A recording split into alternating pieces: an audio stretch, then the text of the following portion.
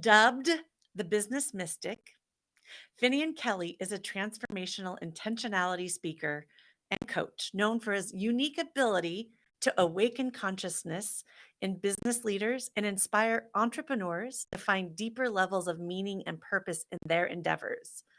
As the founder of Intentionality Inc., a comprehensive philosophy and program designed to help everyday people create extraordinary futures, Finian leads world class events and retreats, inspiring attendees to connect deeply with their businesses and themselves. Finian offers unmatched resources and guidance for people of all ages and backgrounds to live in alignment and discover their true nature. In this presentation, Finian will guide you toward a life of intentional living and infinite possibilities. Please welcome my fellow EO member, Finian Kelly.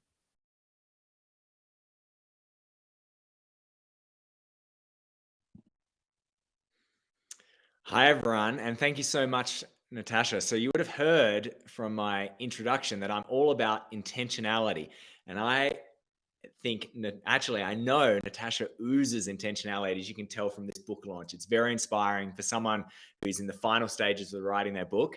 I'm inspired, a little bit daunted, but also incredibly inspired. So, how does this theme of intentionality relate to what we're talking about today?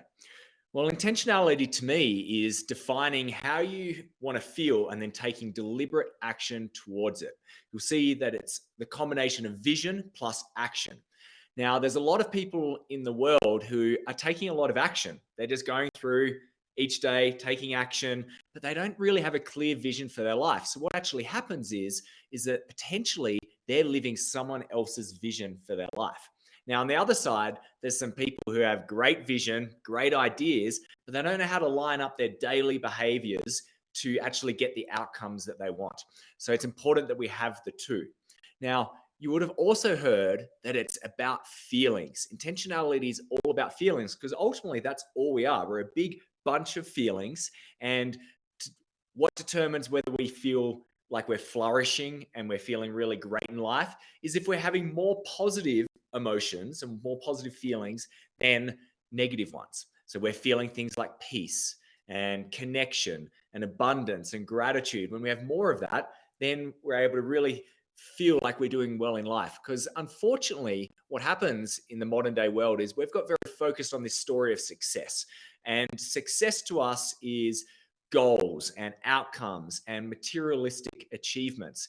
And what often happens is we get there and we realize for a second it gives us a little dopamine rush, but then unfortunately it doesn't last for very long. And often we actually feel worse afterwards because we thought something was going to give us fulfillment and it actually didn't. So this is why we need to start with intentions first. And intentions are all about feelings. Once we get really clear on intentions, we have a lot more clarity around what are the behaviors that we need to take each day. So let's give you a great example. The way I operate my life is I have 4 different paths in my life. We have the grounding path, which is all about your direction, what really matters to you, your values, how are you living your life. And it's called the grounding path because it grounds you back. You don't get caught up into other areas. You can look into this world and come back into the present moment in what really matters to you. Then there's the prosperity path, all about how do we create and earn money, and how do we spend it, and how do we invest it, and how do we use it for impact. We have the well-being path, which is all about your physical, your mental, and spiritual well-being. And then we have the love path, which is all about self-love, love with your intimate partner, with your family and friends. So in each of these different pathways, rather than getting caught up with what are all the different goals that I want to have, I get really connected. What are the core feelings I want to be feeling in each of these different pathways? So, for example, in the love path, I want to feel peaceful, playful, and connected.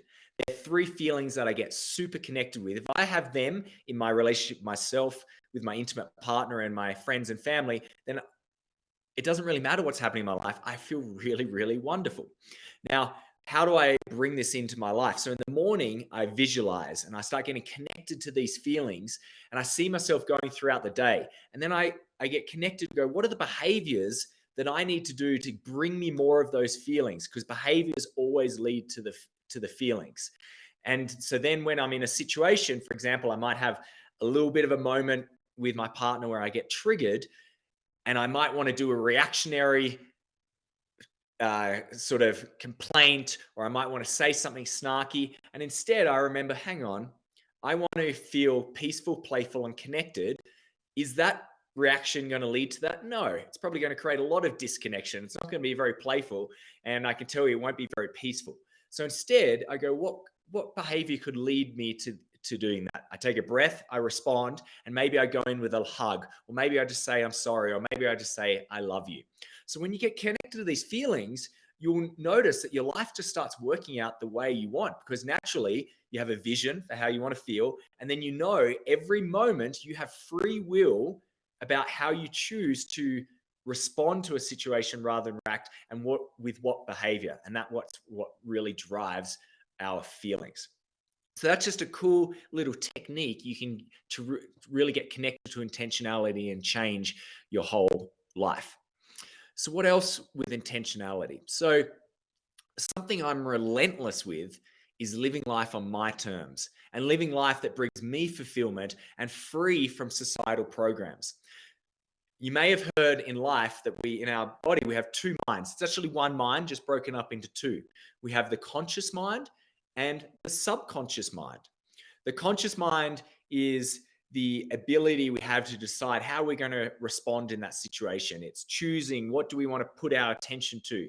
It's our making the different decisions in the moment. Then we have the subconscious mind, which is full of our beliefs. It's our automatic programming.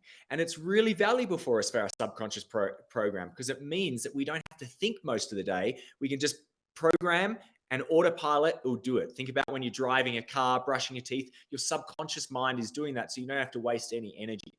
But where it goes wrong is when someone else has programmed us with faulty programming. So whether it's been through our parents, through our school system, friends, society, we may have things inside of us that aren't working for us. We might have certain beliefs that are driving thoughts, that then are driving behaviors, which then result in a feeling, which then reaffirms the belief. So for example, a belief might be, I'm not worthy. That could have been an easy belief that Natasha could have adopted when she had to go into the foster home. I'm not worthy, I'm not lovable, because how could my parents not want me around? And that could have driven a bunch of different thoughts, which then drive behaviors and then drove feelings. And a lot of people succumb to that, unfortunately. They have a situation and then they interpret it with their young mind, and then that sets off a chain of events in their life.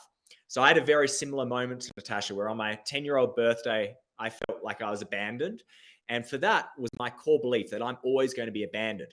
So I'd have these little negative thoughts ticking on, which drive certain behaviors like pushing away from relationships or saying things to protect myself, which then would result in feelings of me feeling separated or feeling alone, which would reaffirm that belief that I was abandoned. And I eventually did it in such a powerful way that I ended up getting divorced one time.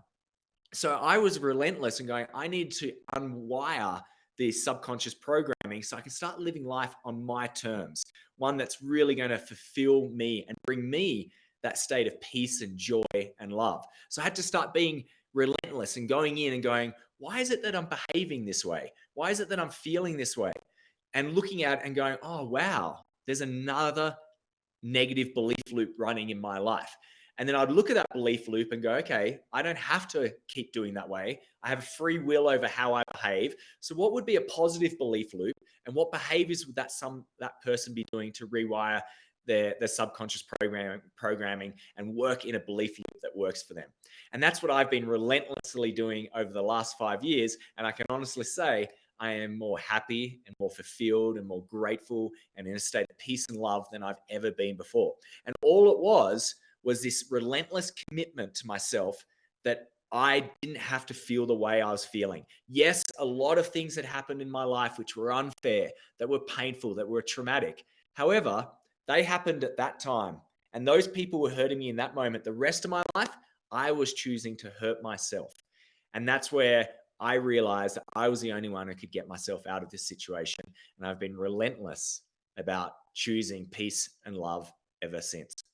So what I really want you to be taking away today is that you have free will over how you behave. That's the only thing that you have free will over. In each moment, you can choose whether to respond or to react. The way to do that is to always take a breath. Before you give your automatic response, take a breath, calm down your nervous system, lower your cortisol, and get connected to the feeling that I want to feel in the next present moment. And make sure it's a positive emotion. And then really go, well, what's the behavior that's going to lead me to that? And choose to lead with that behavior in a responsive way, and your whole life will change. It's why I say you're only one breath away from intentionality, because one breath enables you to do one behavior change, which will change your life. We don't have to get focused on the big things like what a lot of the speakers have been talking about today. It's all about the little daily behavior changes, and everything else will work out for itself. So thank you so much for listening to me today. I highly recommend you pursue this life of intentionality. It's really about getting clear about what matters to you, and then making sure that you're lining up your behaviors each day to live that life. And then anything is possible. You can live an extraordinary life. If anyone is a testament to this, that's Natasha, because she has lived an extraordinary life. She's an extraordinary woman, and she helps others live an extraordinary life as well. So thank you so much for listening to me today. And I look forward to hearing about your pursuit of intentionality.